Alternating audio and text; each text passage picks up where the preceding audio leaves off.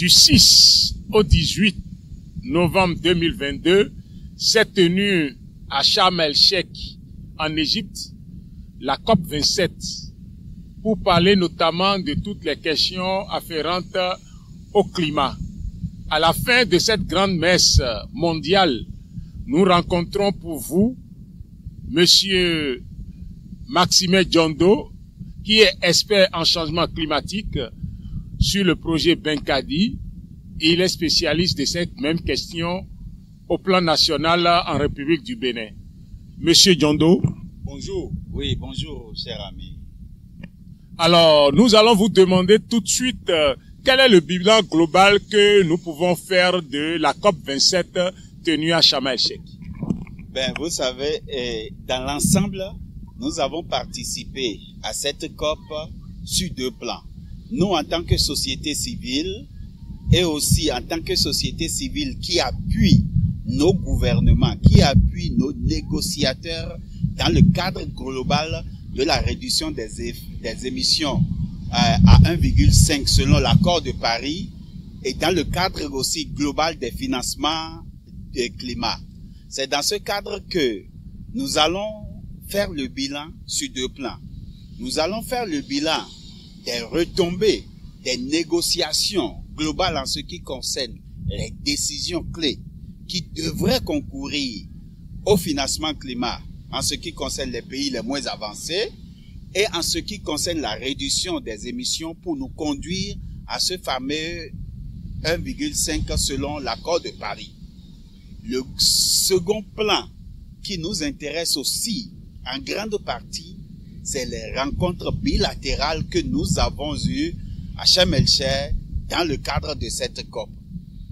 Je vais commencer par là pour vous dire que déjà nous, à notre niveau, vous n'êtes pas sans savoir que le projet Benkadi au Bénin travaille sur la promotion de l'adaptation basée sur les écosystèmes dans le domaine de l'agriculture et dans le domaine des ressources en eau. C'est dans ce cadre qu'après pratiquement 2 années de parcours, nous nous sommes rencontrés. Quand je dis nous, c'est tout Benkadi, les 4 pays, le Bénin, le Burkina Faso, la Côte d'Ivoire et le Mali. Nous nous sommes rencontrés en Égypte pour pouvoir faire le point aux partenaires clés, montrer ce qui a été fait et discuter avec eux ce qui reste à faire et surtout comment est-ce qu'on peut lever des fonds supplémentaires pour continuer le travail de Benkadi, parce que vous imaginez bien que arriver à travailler avec les communautés, arriver à travailler avec nos gouvernements pour inclure l'adaptation basée sur les écosystèmes dans les politiques, projets et programmes ne saurait se faire seulement en 5 ans de projet. Donc c'est un processus continuel. C'est dans ce cadre que nous avons pu rencontrer beaucoup de partenaires, l'Union européenne, la FAO, le Fonds mondial pour l'environnement, pour ne citer que cela, parce qu'il était important de montrer qu'est-ce qu'on a déjà fait et dialoguer pour qu'est-ce qu'on veut mettre dans le panier ensuite. Sur le second plan, en ce qui concerne les négociations sur le plan mondial, il est vrai que nous sommes revenus, non pas satisfaits, mais nous sommes revenus ayant fait un petit pas. Et ce petit pas, c'est d'avoir arrivé en tant que société civile à mettre la pression sur nos négociateurs, que sont nos gouvernements, pour que la question des pertes et préjudices soit réellement mise à l'ordre du jour en Égypte à la COP27 de Sharm el-Sheikh et soit discutée pour finalement être retenue pour dire que nous acceptons le principe et quelque chose doit être fait.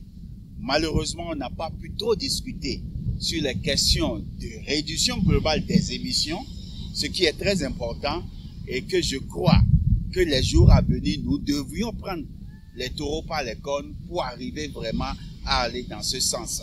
En quoi la COP27 n'a pas été un total échec pour l'Afrique? Ben, vous savez, nous sommes allés à la COP27 pour parler finance climat, pour parler adaptation et aussi pour parler réduction des émissions. Dans l'ensemble, on n'a pas évolué. On n'a pas évolué parce que nous tournons toujours sur place en ce qui concerne la mobilisation de ces fonds, même si nous avons eu ce fameux guichet de pertes et préjudices et qu'il reste à mettre en place le mécanisme pouvant actionner au plus tôt ce guichet pour que réellement, contrairement aux autres fonds, ce guichet soit opérationnel maintenant et tout de suite. Alors, est-ce que vous pouvez nous dire un tout petit peu au plan bilatéral, concrètement, quelles sont les promesses fermes que le Bénin a obtenues et avec quels partenaires? Non, vous savez, je ne dirais pas malheureusement, mais le Bénin n'a pas participé à cette COP en tant qu'entité unique. Nous faisons partie du groupe africain des négociateurs. C'est dans ce cadre que toutes les promesses qui ont été faites sont des promesses à l'endroit de l'Afrique, sont des promesses à l'endroit des pays en voie de développement. C'est dans ce cadre que l'amélioration du mécanisme du fonds d'adaptation, l'amélioration de la cagnotte du fonds vert pour le climat, l'assouplissement de la procédure d'accès au Fonds mondial pour l'environnement, etc., concerne nous tous, évidemment, d'où le Bénin. Mais par contre, avec nos responsables, nous avons, quand je dis nos responsables, avec les collègues des différents ministères qui ont participé à la COP, notamment le ministère de l'Agriculture, le ministère du Cadre de Vie et le ministère de l'Énergie, dans les rencontres bilatérales, nous avons eu certaines promesses. Étant donné que le Bénin mène actuellement certains projets sur le marché carbone, nous avons eu certaines rencontres. Le Bénin met en place actuellement certains projets sur le RED. Nous avons eu certaines rencontres. Donc, toutes ces rencontres bilatérales ont porté des fruits que je ne pourrais annoncer ici puisque ce n'est pas à notre niveau, à nous en tant que société civile, mais c'est à l'endroit du Bénin.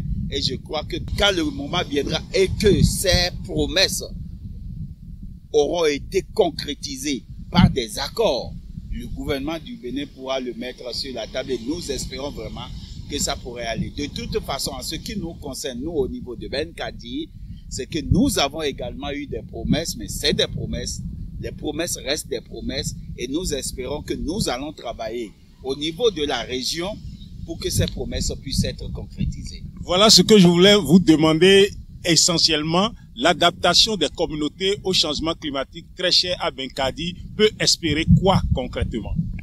Et en ce qui concerne Benkadi, le projet continue. Le projet continue et avant même que nous n'allions à Sharm el-Sheikh, nous avons déjà rencontré le bailleur principal qu'est le ministère des Affaires étrangères des Pays-Bas dans ce sens et nous avons souhaité que cette approche puisse être continuée. Nous nous sommes retrouvés tous ensemble à Sharm el-Sheikh et nous avons porté ce même message au niveau de l'Union européenne, au niveau d'autres partenaires pour que ce fonds-là soit renforcé parce que le problème majeur de l'Afrique, c'est l'adaptation. Il faudrait que l'Afrique trouve les ressources pour pouvoir s'adapter, pour pouvoir travailler à la résilience de nos communautés. J'espère qu'avec toutes ces promesses, nous ne saurions décevoir nos communautés qui comptent beaucoup sur nous. À vous entendre, vous nous réunissez assez d'espoir par rapport à tout ce que vous avez vu et entendu à cette grande messe mondiale. Et vous savez, nous n'avons pas travaillé à Benkadi pendant 2 ans pour ne pas avoir des résultats concrets sur lesquels se baser pour avoir d'autres résultats meilleurs.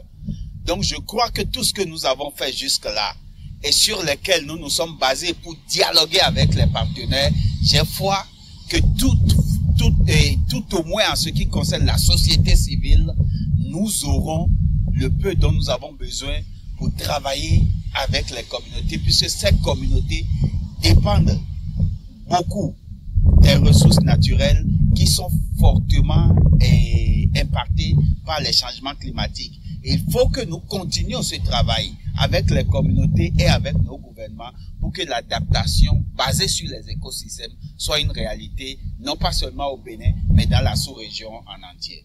Que peut-on conclure avec vous?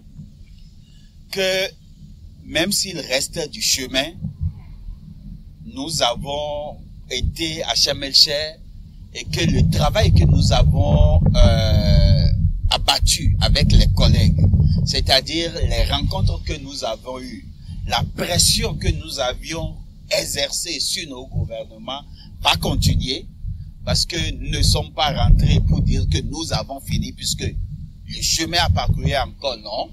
Nous allons nous préparer pour qu'à Dubaï, en 2023, on ait un plan et une feuille de route qui pourrait vraiment nous mettre sur le chemin parce que ce dont nous avons besoin aujourd'hui et maintenant, c'est l'action.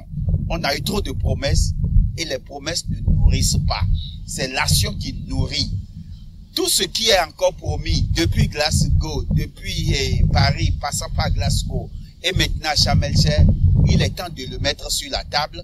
Il est temps de le débourser pour que nos gouvernements, la société civile, les communautés, tous ensemble, nous pouvons travailler au bien-être du Bénin et de la sous-région.